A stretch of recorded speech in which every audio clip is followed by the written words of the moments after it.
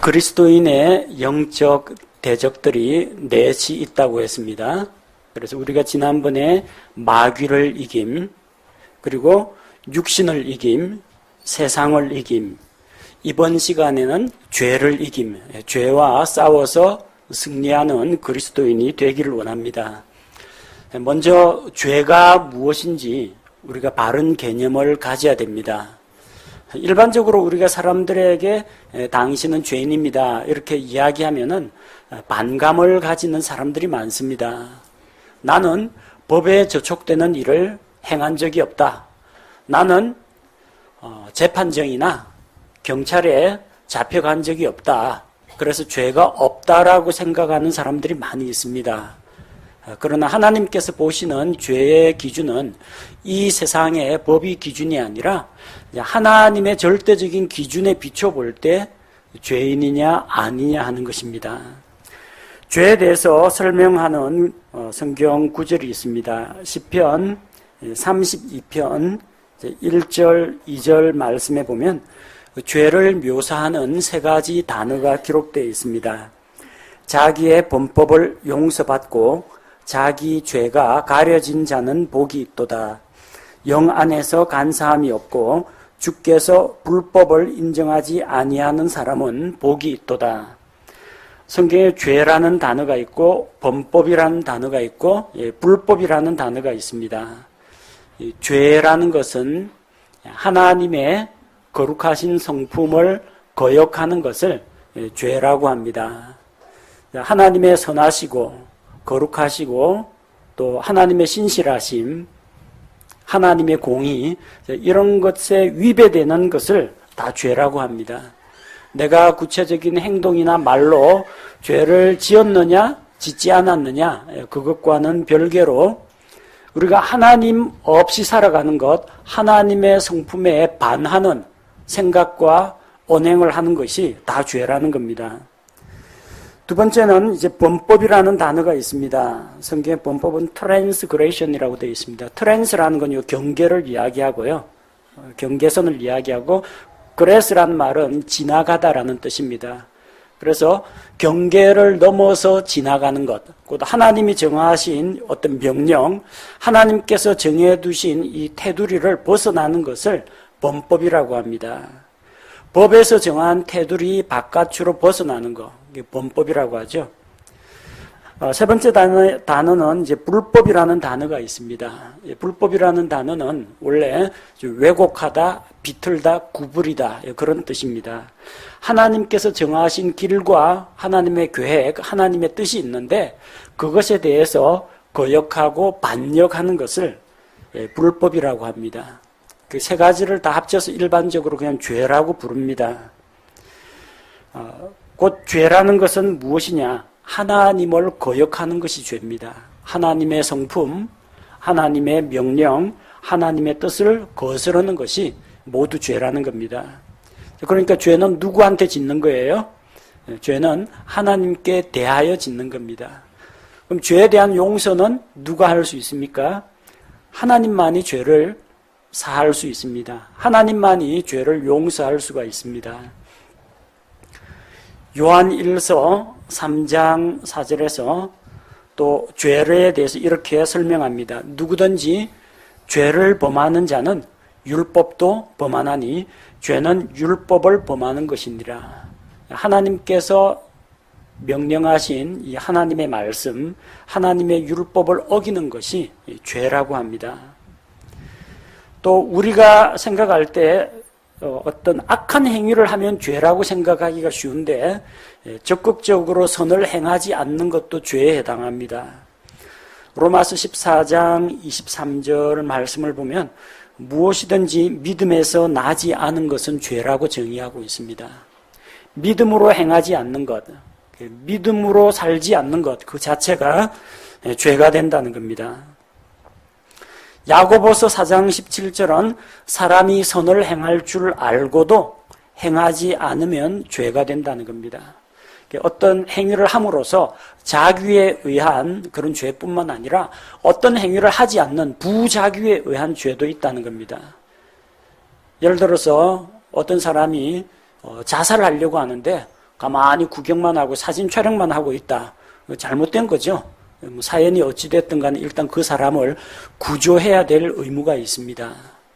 또 어린아이가 버려진 걸 발견했으면은 스스로 집을 찾아갈 능력이 없으면 그 유기 상태로 버려두면 안 되고 부모를 찾아주든지 파출소에 데려다 주든지 어떤 구호, 보호 조치를 취해야 됩니다. 위기나 곤경에 빠진 사람을 보면 적극적으로 도와줘야 됩니다. 그 사람이 그냥 피를 흘리고 쓰러져 죽어가는데도 그 사람을 자기가 응급조치를 하지 않는다거나 아니면 119나 병원에 연락하지 않는다. 그렇게 해서 그 사람이 죽게 내버려 두는 것도 죄에 해당하는 겁니다. 선을 행할 줄 알면서 행치 않는 것, 그것도 죄가 됩니다. 우리가 생각하는 것보다 죄의 범위가 훨씬 더 넓습니다. 또 우리가 생각하는 죄의 수준보다도 하나님께서 보시는 죄의 수준이 훨씬 더 높다는 것입니다. 그래서 이런 하나님의 기준에서 볼 때 모든 사람들은 죄인들입니다. 그 죄 중에 가장 근본적인 죄, 모든 죄의 뿌리가 되는 것이 무엇이냐? 사람이 하나님 없이 살아가는 것이 성경에서는 죄라고 합니다. 예레미야 2장 13절 말씀을 보면 내 백성이 두 가지 악을 행하였으니 곧 그들이 생수의 샘인 나를 버렸고 또 자기들을 위해 물 저장고들을 즉 물을 가두지 못할 터진 저장고들을 팠느니라. 하나님께서 생명의 근원이시고 사람은 생명의 주인이신 하나님과 교제하는 가운데에서 생명을 누리면서 살아갑니다. 그런데 사람이 생수의 샘인 하나님을 떠나 사는 것, 하나님을 버린 것이 가장 큰 죄라는 겁니다. 하나님을 버리고 나니까 여러 가지로 목마르고 갈증이 생기고 갈급함이 생기죠. 그래서 하나님이 아닌 다른 물 저장고, 물 웅덩이를 파는 겁니다. 어떤 사람은 그래서 영적인 갈급함 이것에 대해서 자기의 영적인 상태를 진단하지 못하고 그 허전함을 메우기 위해서 일에 몰두하는 사람도 있고 돈을 많이 모으는 사람도 있고 어떤 쾌락을 즐기는 사람도 있고 단 거에 푹 빠진 사람도 있고 다양합니다. 근데 그게 우리에게 영원한 만족을 주지 못한다는 겁니다. 사람은 영과 혼과 몸으로 구성되어 있습니다. 몸에 좋은 거 먹이고 입히고 좋은 음악 듣고 또 그런다고 해서 우리가 행복을 누리는 건 아닙니다. 우리의 영이 피폐하지 말아야 되고 우리 혼이 하나님으로 인해서 만족을 누려야 합니다. 하나님 없이 사는 것이 죄라고 했고 로마서 1장 28절에 보면은 죄에 대해서 성경은 이렇게 이야기합니다. 또한 그들이 자기 지식 속에 하나님 두기를 싫어하며 하나님께서도 그들을 버림받은 생각에 내주사 합당하지 못한 그 일들을 행하게 하셨으니 사람이 자기 속에 하나님 두기를 싫어하는 겁니다. 그래서 하나님 없이 살아가는 것, 거기에서 그게 가장 큰 죄고 그로 인해서 여러 가지 죄들이 나옵니다. 그래서 우리가 단수로 죄라고 이야기할 때는 좀 포괄적인 개념으로 이야기합니다.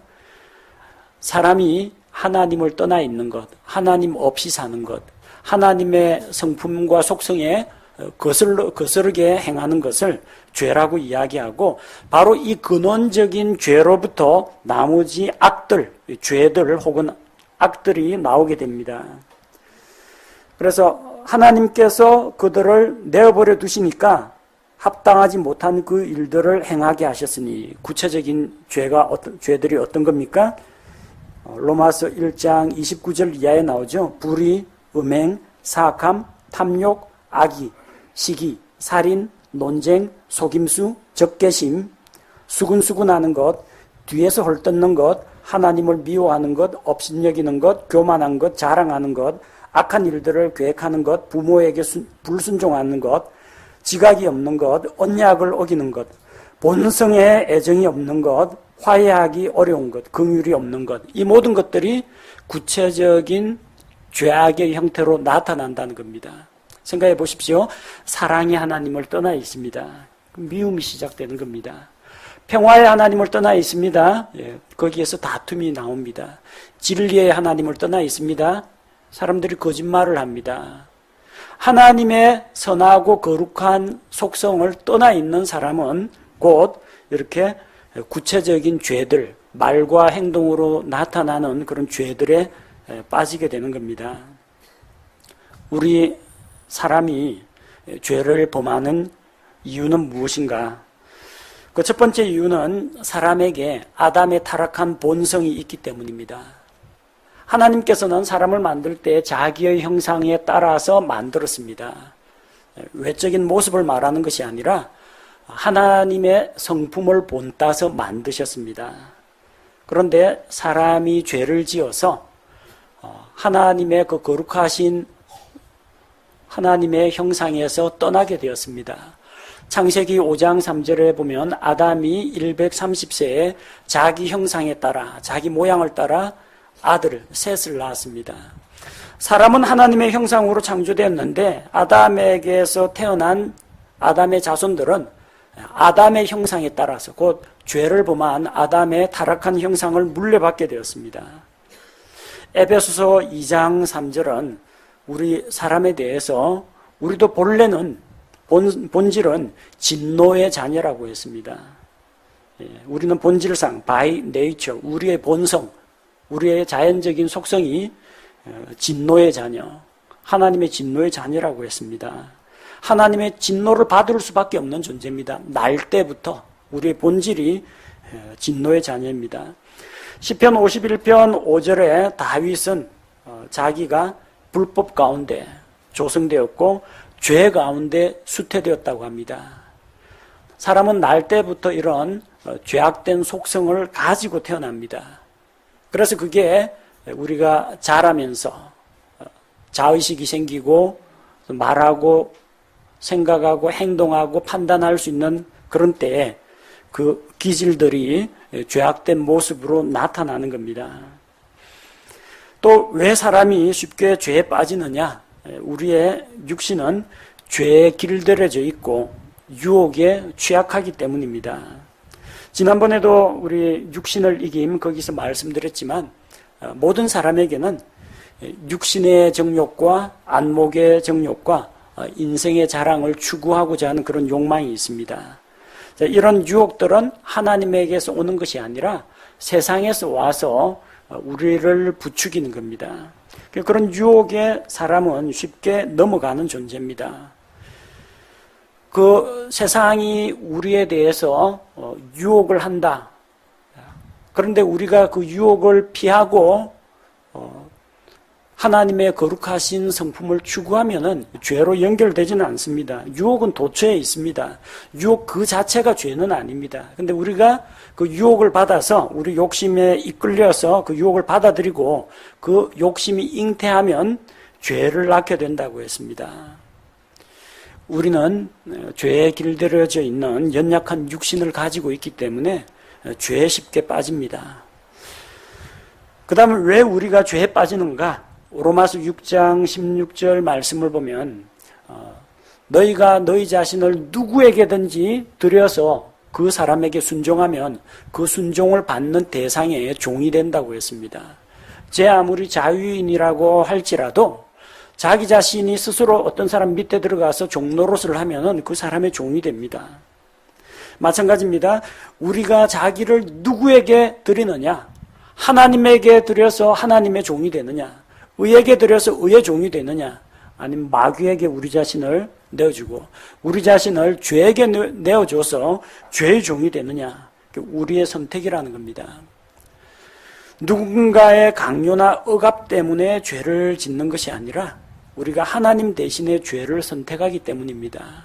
곧 하나님께 순종할 자유도 있고 불순종할 자유도 있는데 불순종을 선택하기 때문에 죄에 빠지는 것입니다.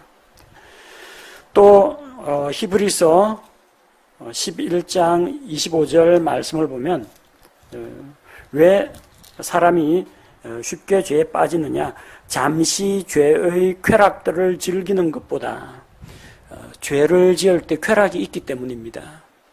죄 하나 지을 때마다 정말 온몸이 콕콕 찌르는 것 같고 아프고 그냥 양심의 가책을 받고 고통스러우면 아무도 죄를 지으려고 하지 않을 겁니다. 근데 죄를 지으면은 뭔가 쾌감이 있다는 겁니다. 나중에 벌 받을 때 받더라도 자기에게 돈이 들어온다든지 자기에게 쾌감을 준다든지 복수를 해서 통쾌하다라든지 뭔가 죄가 주는 그런 육신적인 쾌락이 있기 때문에 죄를 짓습니다. 그리고 그 쾌락을 추구하는 자는 나중에 결국 죄에 대한 대가를 치르게 됩니다. 우리 사람은 이런 면에서 연약한 모습들을 가지고 있습니다. 아담의 타락한 본성, 그걸 가지고 태어나고 또 죄에 길들여진 육신을 가지고 있고 또 죄가 주는 그런 유혹과 쾌락에 너무나 쉽게 넘어가기 때문입니다. 이미 우리 죄의 문제는 예수 그리스도의 십자가에서 다 해결이 되었습니다. 그래서 다시 죄를 짓는다고 해서 예수님이 하늘에서 내려와서 또 십자가에 못 박혀야 되는 그런 건 아닙니다. 이미 구원을 받았는데 예수님의 피로 죄 용서 받았는데 또 죄를 짓는다고 해서 구원이 취소당하거나 지옥불에 던져지거나 그런 일은 없습니다. 다만 우리가 그렇게 죄를 지을 경우 어떤 문제가 생기느냐? 하나님과의 교제가 일시적으로 끊어집니다. 회개하고 죄 문제를 해결하기까지는 하나님과 일시적인 단절이 생긴다는 겁니다.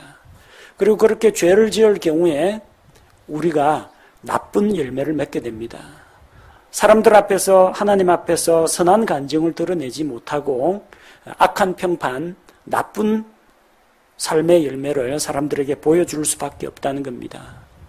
또 그렇게 죄를 지을 경우 물론 하나님께 회개하면 용서받겠지만 그 중에 어떤 죄는 이 세상 법정에서도 심판을 합니다.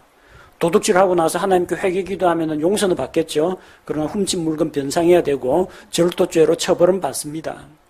곧 그 죄에 대한 징계가 따른다는 겁니다. 또 그렇게 죄를 지을 때 구원은 잃어버리지 않습니다. 하지만 구원의 기쁨을 잃어버리게 됩니다. 마음의 평안이 깨어지게 됩니다. 구원받은 자로서 기뻐하고 즐거워하고 감사하는 마음 대신에 우리 속에 성령님께서 말할 수 없는 탄식으로 슬퍼하시기 때문에 우리가 그런 죄를 계속 짓고 죄 가운데 거하면은 영적인 침체 상태에 빠지게 된다는 겁니다.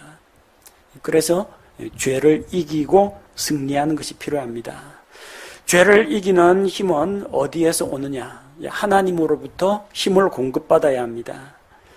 시편 119편 11절 말씀에 보니까 내가 주께 죄를 짓지 아니하려고 주의 말씀을 내 마음속에 숨겼나이다.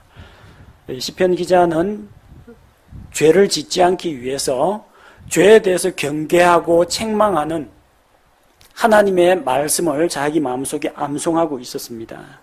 하나님의 말씀을 마음속에 간직하고 있을 때 언제든지 우리가 죄를 지으려고 하다가도 그 암송하고 있는 말씀이 우리를 꾸짖고 책망하고 경고를 하게 됩니다. 성경을 읽고 듣고 공부하는 것도 필요하지만 여러분 좋은 말씀이 있으면은 마음속에 꼭 암송하시기 바랍니다. 그 말씀이 여러분의 마음과 생각을 지켜줍니다. 여러분의 말과 행동을 절제할 수 있도록 도와줄 겁니다. 두 번째, 죄와는 싸워야 합니다. 지난번에 유혹은 싸우면 넘어갑니다. 유혹은 36개 주랭랑 피하는 게 상책입니다. 멀리하는 게 상책입니다. 그러나 죄와는 싸워야 됩니다. 타협하면 안 됩니다. 히브리서 12장 4절 말씀을 보니까 너희가 죄와 싸우되 아직 피 흘리기까지 대항하지는 아니하였노라. 그럼 어느 정도까지 싸우라는 이야기입니까? 피 흘리기까지. 자기 목숨을 걸고 죄와 불법과는 타협하지 말고 싸워야 합니다. 잠언 4장 14절 15절 말씀을 보면 우리에게 주시는 교훈의 말씀입니다. 악한 자의 길을 피하고 그 곁으로 지나가지 말고 거기서 돌이켜 떠나라고 했습니다. 악의 모든 모양이라도 버리라고 말씀하신 것처럼 우리는 멀리하고 피하고 그 길을 가까이로 애초에 가까이 가지를 말아야 합니다. 그리고 우리가 보호받기 위해서 그리스도인의 교제 가운데에서 함께 해야 합니다. 고린도전서 15장 33절 말씀을 보면 속지 말라 악한 사귐은 선한 습성을 부패시키느니라. 악한 사귐, 나쁜 친구하고 사귀면요 우리의 그런 선한 습성도 죄로 오염되기가 쉽다는 겁니다. 여러분이 그리스도인과 교제를 나누어야지 술 안 마시면 되지 하면서 내 술자리 다니면서 거기서 안 좋은 말들 듣고 이 안 좋은 모습들 보고 하면요 여러분 쉽게 죄에 오염될 수가 있습니다. 아브라함의 조카 롯을 생각해 보십시오. 원래는 똑같이 아브라함하고 롯은 똑같이 갈대우르에서 나와서 하란을 거쳐서 가나안 땅에 들어왔습니다. 약속의 땅에 들어왔습니다. 그런데 롯은 아브라함과의 교제를 떠났습니다. 보다 더 많은 가축들을 잘 키울 수 있는 소돔과 고모라 땅으로 갔습니다. 그 결과 어떻게 되었습니까? 성경은 롯에 대해서 의인이라고 이야기합니다. 행실이 잘나서 의인이 아니라 하나님을 믿었기 때문에 하나님께서 의롭다고 인정하신 겁니다. 이 의로운 사람이, 이 의인이 날마다 그 성중에 있으면서 소돔 고모라에서 하는 게 날마다 보면 죄밖에 더 있습니까? 온갖 나쁜 일들만 보는데 그 사람들의 불법한 그런 행실을 보고 날마다 그 의로운 그의 그 의로운 심령을 상하게 되었습니다. 보고 듣는 것마다 죄악된 거, 안 좋은 소식들 이런 것만 계속 보고 있으니까 그 정상적으로 그가 신앙이 성장할 수가 없는 겁니다. 우리는 그 악한 사귐, 우리의 그 선한 감정을 망가뜨리는 부패한 행실을 가진 사람들과 자신을 분리해야 됩니다. 그리고 히브리서 3장 13절 말씀처럼 오직 오늘이라 불리는 때에, 오늘이라 불리는 때가 언제입니까? 바로 지금이 바로 오늘이라 불리는 때입니다. 내일 돼 보십시오. 그것도 오늘입니다. 내일 되면은 오늘이라 불리는 때, 날마다입니다. 쉽게 말해서 서로 날마다 권면하여, 말씀으로 권면하여 너희 중에 아무도 죄의 속임수를 통해 강팍하게 되지 아니하도록 하라. 그리고 그리스도인들끼리 주일날 하루만 반짝하고 모일 게 아니라 자주 모여야 됩니다. 자주 모이기 힘들면 안부 전화라든지 안부 메시지라도 좀 보내면서 말씀으로 권면하고 위로하고 보호받을 수 있도록 해줘야 됩니다. 외따로 떨어져 있으면 위험합니다. 얼룩말 무리들이 모여 있으면요, 원진을 형성하고 똘똘 뭉쳐 있으면 사자도 가까이 접근 못합니다. 머리를 안쪽으로 모으고 일제히 뒷발질을 하면 사자도 맞으면 나가 떨어집니다. 근데 어떤 얼룩말이 공격당하느냐, 무리에서 떨어져 나와가지고 혼자 놀고 있으면 그러면은 틀림없이 기습당합니다. 그리스도인의 교제 가운데서 보호받고 힘들고 어려운 일이 있을 때 기도 요청하고 또 상담을 하고 이렇게 서로 도움을 주고받고 말씀으로 권면하고 세워줄 때 우리가 보호받을 수가 있습니다. 또 우리의 연약함으로 인해서 유혹에 넘어가고 죄를 짓게 되었을 때는 어떻게 하느냐? 죄를 자백하여 용서를 받고 깨끗하게 되어야 합니다. 우리의 모든 죄는 이미 예수님의 십자가에서 해결이 되었습니다. 근데 왜 죄를 자백하느냐? 이 죄가 하나님과 우리 사이의 교제를 방해하기 때문입니다. 요한일서 1장 9절에 만일 우리가 우리의 죄들을 자백하면 그분께서는 신실하시고 의로우사 우리의 죄들을 용서하시며 모든 불의에서 우리를 깨끗하게 하시느니라. 만약 우리가 죄를 자백하지 않고 있으면, 계속 그 죄 가운데 있으면 우리는 죄로 인해서, 불의에 의해서 깨끗하지 못한 자입니다.